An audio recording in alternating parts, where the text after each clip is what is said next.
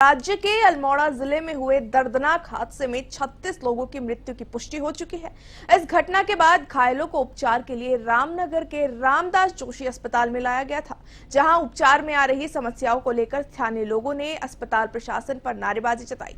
वहीं घटना की गंभीरता को देखते हुए प्रदेश के मुख्यमंत्री पुष्कर सिंह धामी रामनगर पहुंचे और घायलों का हालचाल जाना। हालांकि उनकी मौजूदगी के बावजूद अस्पताल की स्थिति को लेकर स्थानीय लोगों ने राज्य सरकार के खिलाफ जमकर नारेबाजी की। लोगों ने आरोप लगाया कि सरकार की ओर से अनुबंधन बढ़ाए जाने के बावजूद अस्पताल में सुधार नहीं हो पाया है।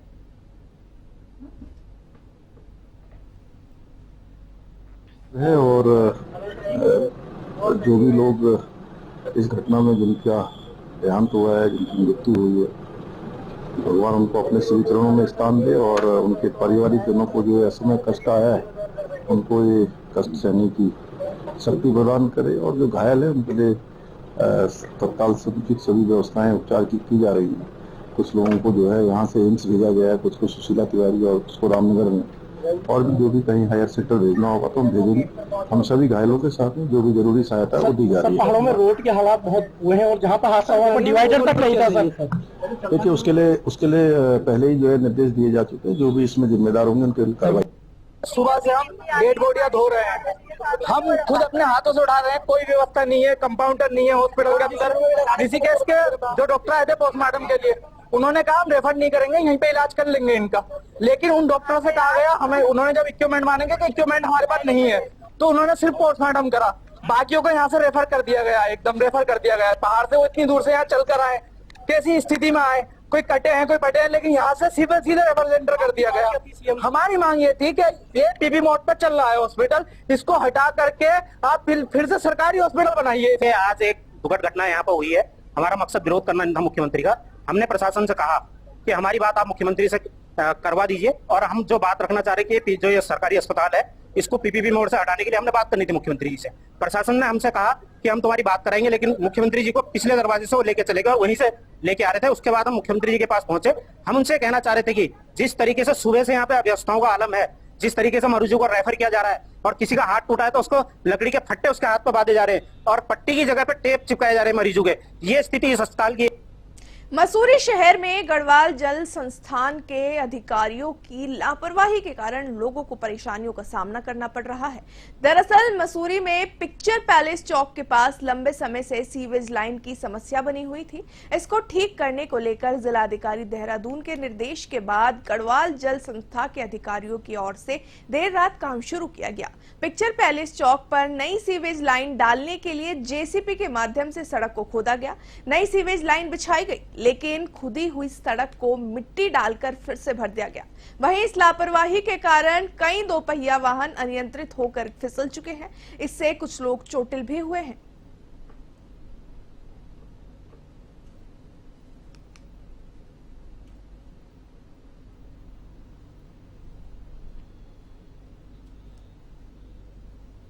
विकासखंड कोट के कांडा स्थित मंजू घोषेश्वर मंदिर में आयोजित मंजू घोष मेले में 41 निशान चढ़ाए गए। मनोकामना पूर्ण होने के बाद दूर दराज से आए यहां निशान चढ़ाने पहुंचे श्रद्धालुओं ने सुख और समृद्धि का आशीर्वाद मांगा। तो वहीं मेले के अंतिम दिन बड़ा कांडा के दौरान 18 निशान चढ़े, जबकि पहले दिन छोटा कांडा के दौरान 26 निशान चढ़े थे। कांडा में आयोजित 2 दिवसीय मंजू घोष मेले का समापन हो गया है। तो वहीं मेले के अंतिम दिन श्रद्धालुओं और मिथालियों का तांता लगा दिखाई दिया, जिससे पुलिस को व्यवस्था बनाने में खासी मुश्किलों का सामना करना पड़ा। इसी के साथ ही 1 माह के लिए मंजू घोषेश्वर मंदिर के कपाट बंद कर दिए गए हैं।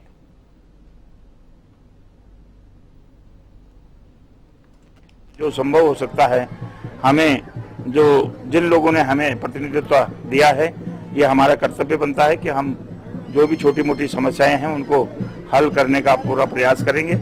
और निश्चित रूप से यहाँ पर वास्तव में पार्किंग की दिक्कत है, पानी की भी दिक्कत है, और सड़कें भी अभी कच्ची चारों तरफ से दिख रही हैं। वास्तव में ये सड़कें पक्की होनी चाहिए, और निश्चित रूप से धीरे धीरे जब तक मैं हूँ निश्चित रूप से मैं कार्य करने का प्रयास करूंगा। चंपावत के गोलजियो मूल मंदिर से 21 दिवसीय गोलजियो संदेश यात्रा का आगाज हो चुका है। इस दौरान महिलाओं ने पारंपरिक परिधानों में सज धज कर जीआईसी चौराहे से होते हुए न्यायकारी देवता गोलू के मंदिर तक कलश यात्रा निकाली। यात्रा संयोजक सतीश चंद्र पांडे ने बताया कि 21 दिवसीय गोलजियो संदेश यात्रा प्रदेश भर के 20 पड़ावों को पार करते हुए 24 नवंबर की शाम चंपावत पहुंचकर संपन्न होगी। वहीं इस दौरान देवी देवताओं के अवतरित होकर भक्तों को अपना आशीर्वाद दिया।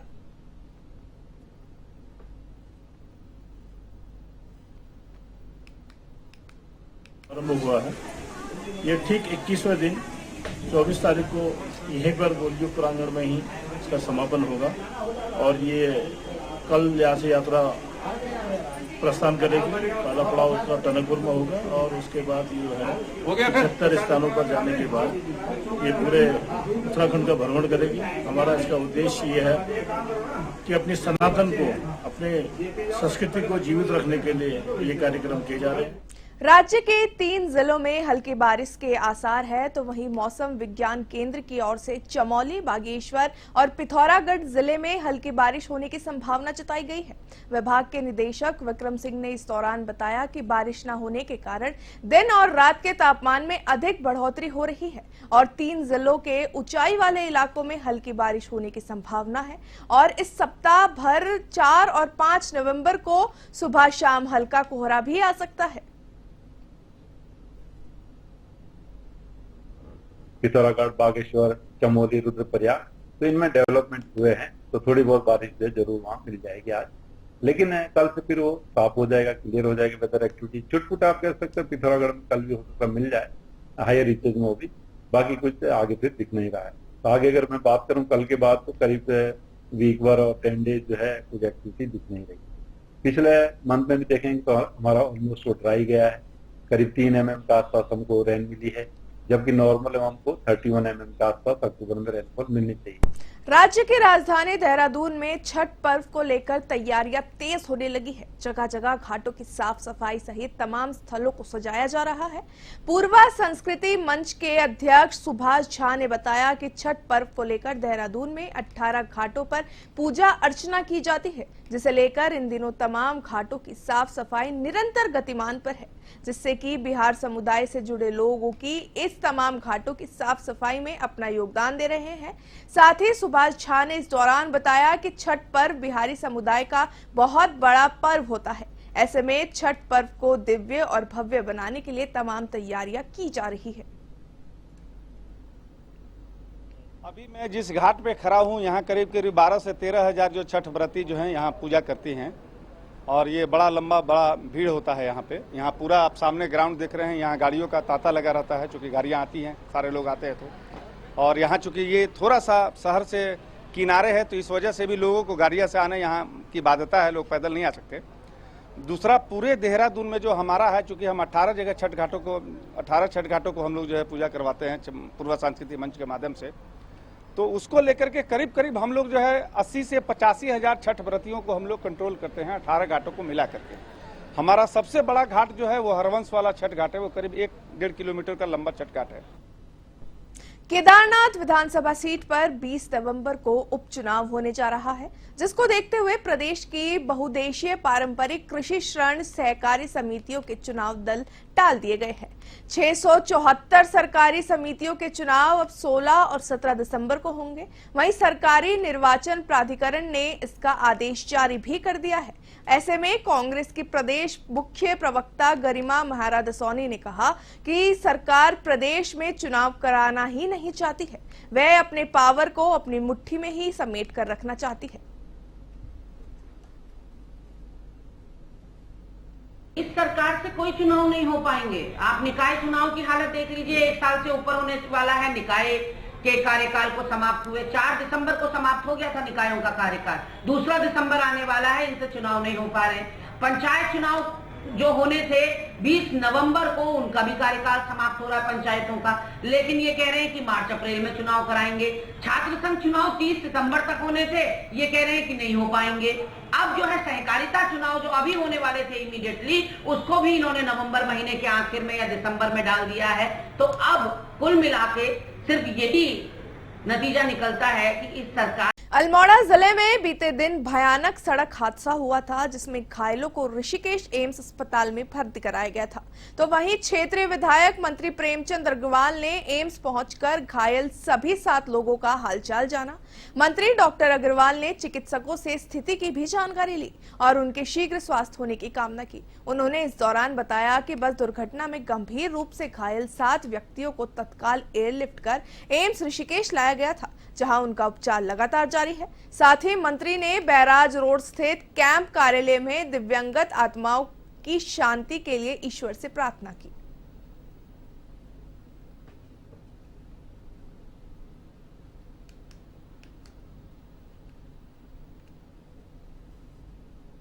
आज दुनिया में नहीं है और बहुत से लोग उसमें घायल हुए हैं। रामनगर, हल्द्वानी और एम्स ऋषिकेश उनको इलाज के लिए लाया गया और निश्चित रूप से माननीय मुख्यमंत्री जी ने मौके पर पहुंच के और अन्य हमारे जो मंत्रीगण हैं, अधिकारीगण हैं, सब ने अपने अपने क्षेत्रों में जायजा भी लिया है, मरीजों का हाल भी जाना है।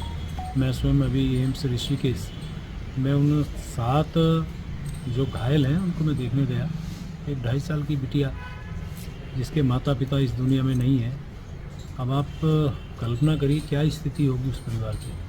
श्रीनगर गढ़वाल में स्थित LUCC के दफ्तर में निवेशकों और एजेंटों के बीच हाई वोल्टेज ड्रामा देखने को मिला। यहां निवेशक अपने पैसे को लेकर चिंतित नजर आए तो निवेशकों ने कहा कि उन्होंने अपनी जिंदगी की पूरी जमा पूंजी निवेश कर दी है, लेकिन पौड़ी की एक ब्रांच में करोड़ों के घोटाले का खुलासा होने से उन्हें डर लगने लगा है कि कहीं उनके निवेश कोई खतरे में तो नहीं आ गया। इस बीच सोसाइटी के ब्रांच के अधिकारियों के निवेशकों और एजेंटों को जल्द ही सब कुछ ठीक होने का आश्वासन दिया। उन्होंने इस दौरान उनसे कहा कि निवेशक परेशान ना हो, सोसाइटी में उनकी धनराशि सुरक्षित है।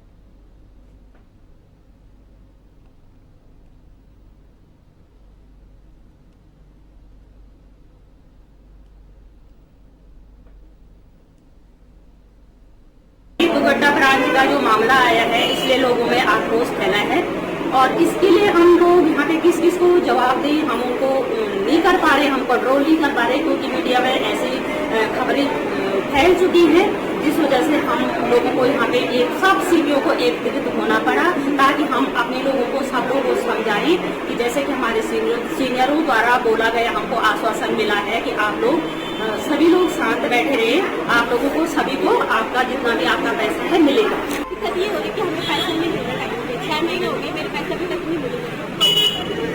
1,02,600 रुपये 4 आईडियों के, प्लस यहाँ पे सिस्टम कुछ नहीं है। ये सिस्टम बोल रहे कि सिस्टम है, सिस्टम है, अगर चलो हमारे पैसे जमा हो रहे हैं तो हमें मैसेज आ रहा है, नहीं हो रहे, ब्लॉक हो रही है, तो कम से कम मैसेज तो करें हम लोग भी तुम्हारी आईडी ब्लॉक हो रही है।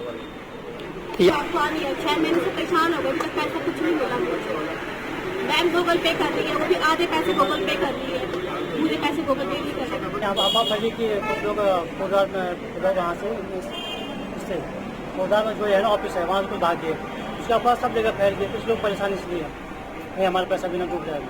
तो अभी आप हम लोग यहाँ पर आए थे, हम लोगों ने आश्वासन दिया कि 15 दिन का टाइम दिया है, 15 दिन के बाद आपकी मैच्योरिटी मिल जाएगी। आपके कितने रुपए हैं यहाँ पे? मेरा 11,60,000 रुपये मिला है।